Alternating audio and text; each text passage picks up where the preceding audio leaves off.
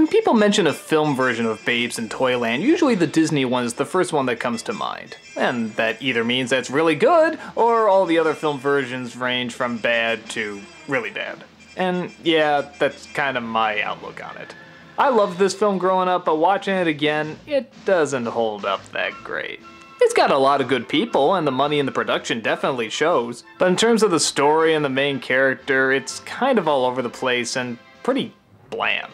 Surprising for a film that looks like this. Okay, well, what's the story? Mary and Tom are just two of the most adorable lovebirds and they're gonna get married. But Barnaby, the evil villain of the town, decides that he wants to marry Mary.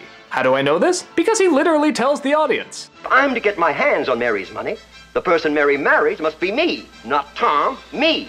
So he sends his two henchmen to have Tom killed. But the henchmen decide they can make a little money on the side too, so they decide to sell him to a bunch of gypsies. Now that Tom is gone, Mary sees that her only choice is to marry Barnaby. Why? Get this. She can't do the math on her finances. No, I'm not even kidding. There's a whole trippy ass song dedicated to it. Add, subtract, and multiply till you're overcome.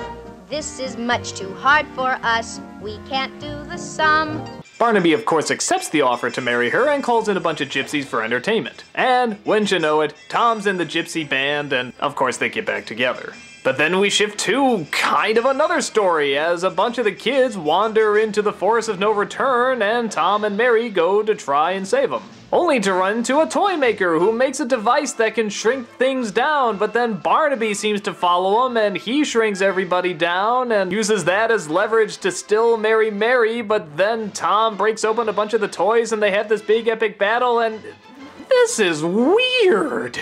So yeah, as you can tell from the story, it's kind of all over the place and, like I said, weird. I'm usually fine with weird, but this movie clearly doesn't have much of a focus, and it's kind of obvious because there's nothing really that much interesting to focus on, at least in terms of the main characters. Bethany Filicello as Mary, and she's usually very charming, but she just has nothing to work with here. All she does is cry and look confused. The guy who plays Tom has a funny scene as a gypsy fortune teller, but aside from that, he has nothing really that interesting. The kids are all boring. Some of the side characters are kinda neat, but they're not in it for very long. A lot of the songs are pretty pointless, though some of them are kinda fun. The only thing that's genuinely enjoyable about it is the villain. Recognize him? Yeah, that's the Scarecrow from Wizard of Oz. And he just has a great time being the most stereotypical villain, but really playing it up and having fun. This is the guy with the top hat, twiddles his mustache, tied the woman to the railroad tracks, the whole spiel. And his two bumbling sidekicks actually get a few laughs too. I also like Ed Wynn as the toy maker because, well, he's Ed Wynn.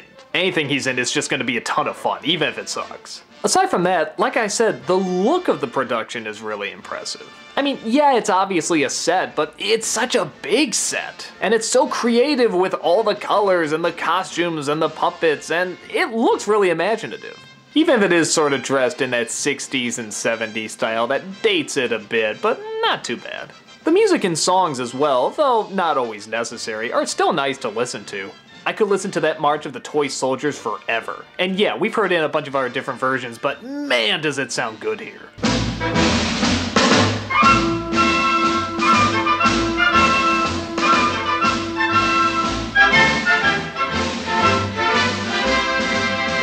After the whole climax is a lot of fun. You spend this good long while building up this toy army with that incredible music and this wonderful stop motion, these great effects, and what does Barnaby do when they finally come in? He just laughs at them. It's sort of like, yeah, they're just toys, why am I afraid of you? But as they keep fighting on and on and on, they tend to get more and more threatening. Until Mary throws that potion at him that shrinks him down, and it's an enjoyable one-on-one battle between our hero and villain. Even though Mary clearly could just go and step on him, but yeah, it's more dramatic this way. So again, like almost any Disney production, even if it's bad, there's some really cool stuff in it. I do like the scope and size of the production, I do like the villains, and I like a lot of the music. But outside of that, the story and main characters are just so hopelessly dull. But again, as a kid, I did watch it a lot, but yeah, maybe it was for those three elements I listed earlier. I did tend to fast forward it whenever Tom or Mary were on screen. I don't know, if you're looking for an impressive looking kids film without much substance to it, you'll get your fill. But if you're looking for a timeless classic based on a timeless classic, Babes in Toyland, this is probably not the best interpretation. Or maybe it is in film form, but come on, there's gotta be better.